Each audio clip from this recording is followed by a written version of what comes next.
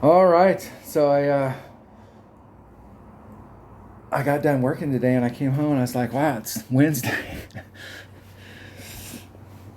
So if I want to get any of these new holes on film, then I better do it. So what I'm going to do, my plan is I'm going to shoot 9 separate holes, and it's best to watch these in a series. So if I mention that throughout through these, and you started off in some other one, it's always best to come back to the beginning, and we'll see what we can do. So this is the very first time I played two of these holes, like two of the par fives I caught like 3 or 4 times, and I've got some individual video. I was just watching TV, and I think I hit one of the par threes, but I've only hit 3 of the holes, and I have no idea what hole numbers they are. And I think I got hole number 9, and I got one of the holes. There's one of the par fives I tried a max horsepower hook shot on, but it's difficult. I hit it. I took that shot 3 or 4 times, and it took me that many times to get the angle right, and I hit it, but I had to take some topspin off.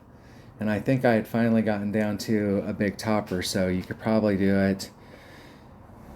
With the extra mile, it was like you were getting too much distance. You really needed more curl. You needed to get more around the corner, so a big topper worked good. But if you got a big topper 7, then it works better. So I have not played these holes, so I'm just going to go through. I went and checked out my friend Hammer and Hank's site, and he's got some notes on there. So I took some basic notes, but I want to go out and get my first impressions of the hole, so that we can get one on there and talk about like what different ways we can go at it, because you always want to look at these. I really hope that if they're going to have varying winds, they've always had varying winds as far as speed. So like one round, and there's several holes that I can think of, par fives, where like if you don't have the right wind and you don't have the right ball, you're not going to get over. And even if you have the right ball, if you don't have the right club, and so I hope that they make the wind so that it's variable, because like today we had a north going wind, and tomorrow the wind's coming from the north northwest, or it's coming from a different angle, or it's coming from the other side. We had a storm overnight, and now the wind's coming from another direction. And so that we have on some holes where it would be really beneficial for us to have tailwind, we need a headwind. And Playdemic is a ball manufacturer, and you would think that they would promote that, where there's some of these holes that you've got to have a bigger ball, and it's got to have some low wind because you're dealing with a headwind, making those balls more valuable. So when they sell those balls right now in the upper divisions, they have that stuff, but just like throughout the divisions, making the wind like totally variable like that. So that we got on a hole one day that we were really struggling, and then the next day, because of the wind, we can now get over there.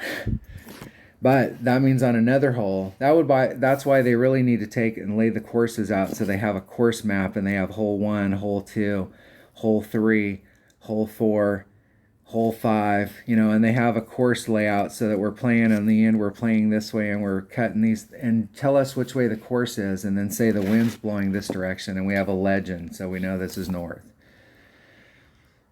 Right? And then tomorrow the wind's blowing like this.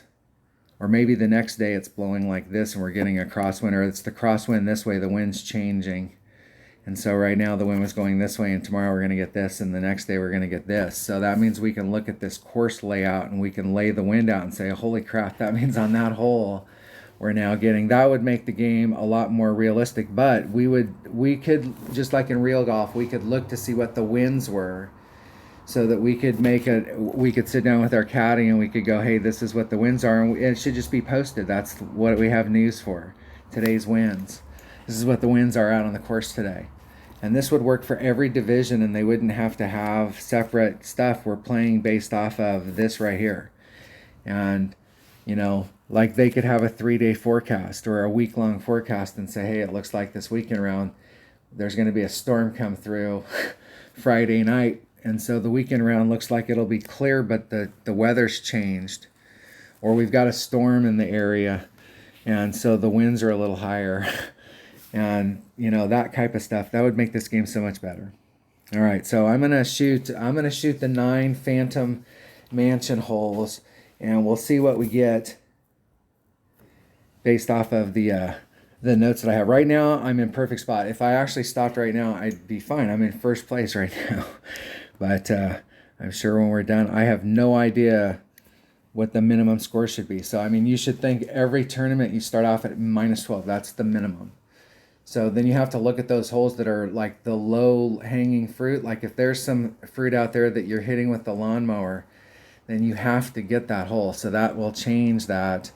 It looked like from watching some video and from the little bit that I played that some of these holes are going to be pretty long.